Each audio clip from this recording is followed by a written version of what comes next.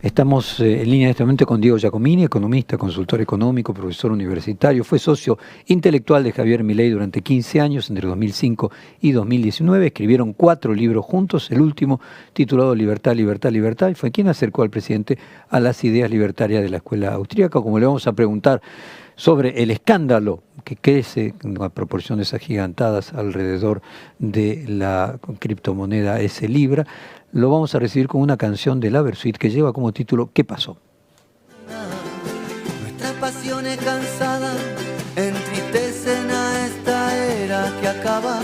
Sola en tu guarida, sos el secreto de una ciudad perdida. Muy buenos días, Diego Giacomini. Yo pensaba preguntarte por tu respuesta al presidente este sábado, que fue la contestación al texto que había escrito el presidente el sábado anterior respecto a que quienes decían que el dólar estaba retrasado en disco rayado, pero nos explotó algo de una envergadura mayor y pocas personas como vos pueden tener autoridad para de alguna manera ponernos en contexto de cómo puede en la cabeza del presidente funcionar esta idea que acaba en un reportaje el autor de ese libro, Hayden Mark Davis, llamarlo experimento. Dijo que era un experimento que salió mal.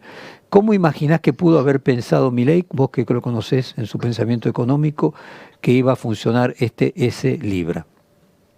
Mira, no sé qué le habrá pasado por su cabeza íntima en este sentido. Lo que yo creo que acá el problema, ¿por qué es grave? Esto es el tema. Y tiene varias aristas que lo hacen muy grave. Primero, originalmente si nos basamos en el Bitcoin, en el BTC, la primer criptomoneda, fue diseñada justamente para que el Estado, para proteger a los individuos y que tengan un instrumento que en el futuro podría llegar a convertirse en moneda, estando totalmente a salvo de las estafas del Estado y de la política institucional. O sea, las criptomonedas fueron pensadas originalmente para justamente todo lo contrario, mantener a salvo a los individuos de las estafas, de los estados, de la política institucional y el dinero fiat, que es el dinero común que nosotros manejamos todos los días en todo el mundo. Por eso, esto desde el liberalismo radical es un punto que no se puede dejar de resaltar. Tenemos todo lo contrario. La política institucional, el Estado, bastardeando algo que surgió para lo contrario. que no suceda, para que no suceda esto. Ese es el primer punto. Segundo punto. Acá a mí lo que me parece muy grave es que más allá de, también desde la perspectiva del liberalismo radical, por más que vos sabés que el liberalismo radical es muy crítico del derecho positivo. O sea, ¿qué quiero decir? Crea delitos desde la nada, donde en realidad no hay crimen, o sea, no hay lesión de propiedad privada del otro lado. No es el caso este. Y este es el punto segundo que hay que resaltar, que es muy grave. Acá hay personas damnificadas. Acá hay personas que fueron engañadas. Y esto es grave. ¿Por qué? Porque esto se ata con el tercer punto del liberalismo. A ver, si uno quiere hacer dinero, uno tiene que hacer dinero pensando en el prójimo, ayudando en el prójimo. Voy a citar una frase de Milei. Brindándole productos y servicios de calidad a buen precio que le sirvan al prójimo. Entonces, en este tercer punto estamos viendo cómo también lo bastardea el primer punto, bastardea el segundo punto, bastardea el tercer punto. ¿Por qué? Porque acá perjudica a individuos, les miente a individuos, ¿ok? Que, ojo, obviamente, engañados o equivocados, nadie los obligó. Y este es el cuarto punto a resaltar. O sea, el que puso dinero lo puso voluntariamente, sin que nadie le pusiera una pistola en la sien. Con lo cual, tal vez alguno se desengañó de toda esta construcción mentirosa, engañosa, que llaman libertarismo autóctono, la libertad avanza, que de liberalismo no tiene nada y siempre, como vengo explicando, tiene todo de conservadurismo populista de derecha, y acá tenemos una demostración más, porque es clásica, es un accionar clásico del populismo derecha, que siempre trabaja con el poder económico concentrado como aliado, avanzando sobre la propiedad privada de los individuos. Paso al quinto punto.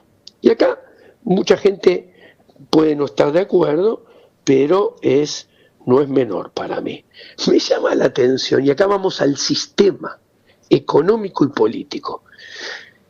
Los políticos institucionales de siempre se empiezan a desgarrar las vestiduras como qué barbaridad, qué estafa. A ver, esto no es diferente a los políticos institucionales de siempre que estafaron a los ciudadanos con diferentes mecanismos, como la emisión monetaria de impuesto inflacionario, como cobrar impuestos para hacer obra pública de mala calidad, mala hecha, que ni siquiera se hizo, como los políticos institucionales que tienen montadas pymes en su propio beneficio en el Congreso, pagado con nuestros impuestos, en las cuales ponen a familiares en puestos para que cobren de nuestros impuestos y nunca hacen nada. Esto no tiene tampoco diferencia con la política institucional de siempre, que crea consultorías de la nada, que no sirven para nada, que nunca se llevan a cabo y que solamente sirven para que ellos cobren de nuestros impuestos cosas que no le sirven a nadie. O sea, ¿qué quiero decir? La política institucional, que siempre hizo negocios a expensas nuestras, negocios turbios, se escandaliza por un negocio nuevo turbio de la misma política institucional, que yo justamente juzgo como, esto es una metáfora casi chistosa, ¿no? A propósito lo digo así, que es como el avance tecnológico de los negocios sucios de la política a expensas de la gente común. O sea, ¿por qué? Vamos a esto es como los bolsos de López, de todo lo que estás tratando de decir. A ver, antes vos tenías, mirá, tenías que tener Lázaro Báez, tenías que tirar caños, tenías que hacer obra pública, los bolsos de López, etcétera, etcétera. Bueno, esto es una versión moderna de todo lo mismo, pero mira lo que te voy a decir.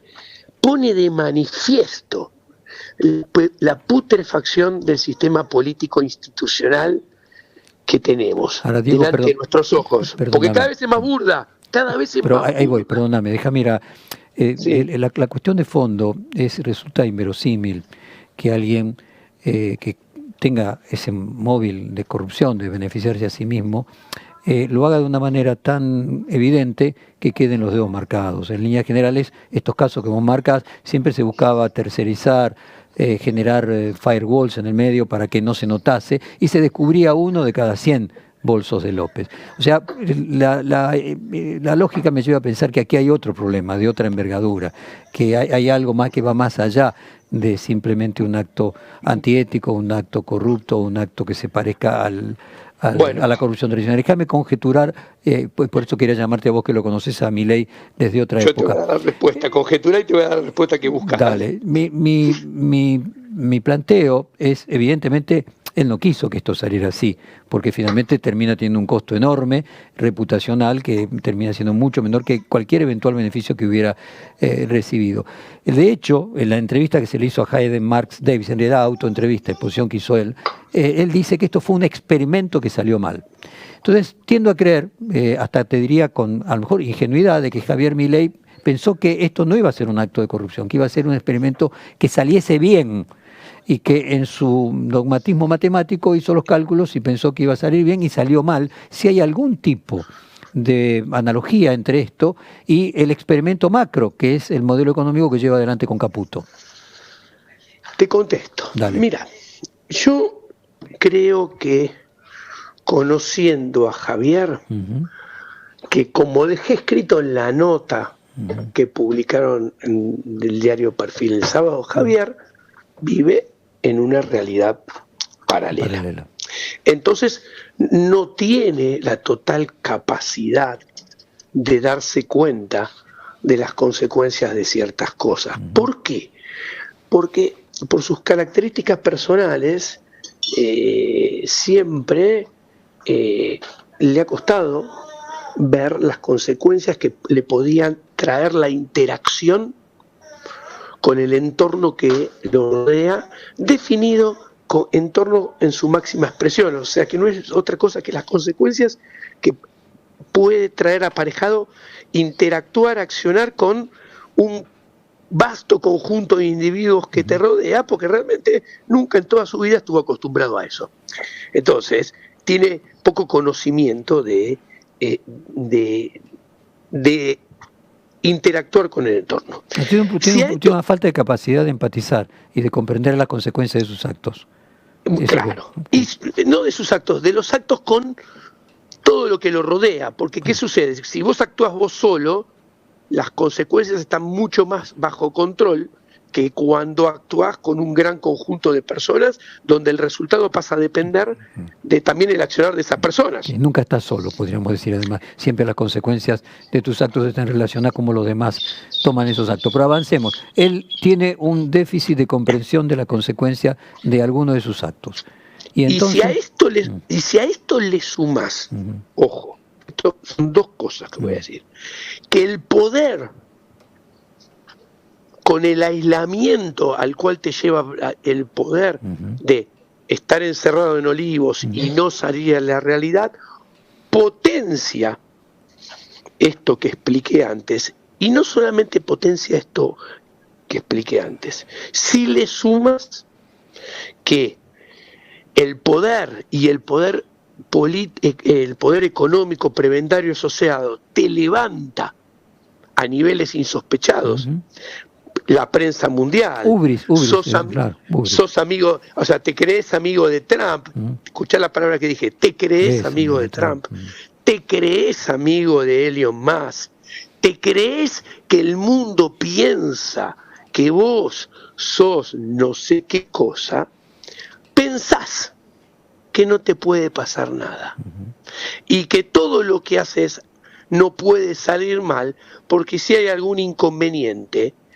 el propio poder político y el propio poder económico detrás tuyo te va a ayudar y te va a sostener para que no te pase nada y no haya consecuencias negativas. ¿Por qué? Porque sos tan importante que cómo no te van a ayudar. ¿Se comprende? Absolutamente. Y entonces, si avancemos el punto, él pudo haber pensado de que eso iba a salir bien. Sí, claramente, no tengo duda. Y no pasa, hay una analogía con el plan de Caputo que vos criticás y el dólar atrasado que vos criticás tan duramente en la nota, que él es otro experimento, como dijo el propio Davis, que salió mal. En algún momento será un experimento más que salió mal. El programa macroeconómico que yo tanto critico, como vos decís, es otra ilustración de la vida paralela en la cual viven, aliados con sectores del poder económico prebendario en el cual están haciendo negocios. Creo que es parte de lo mismo. Lo que acaba de suceder el viernes y esto que pasa con el programa económico que acabo de explicar son dos caras de la misma moneda. en ese sentido, en todos los sentidos. Son casi inseparables. Una última pregunta que tiene que ver con tu experiencia con Javier Milei en los años que no era la figura que es hoy.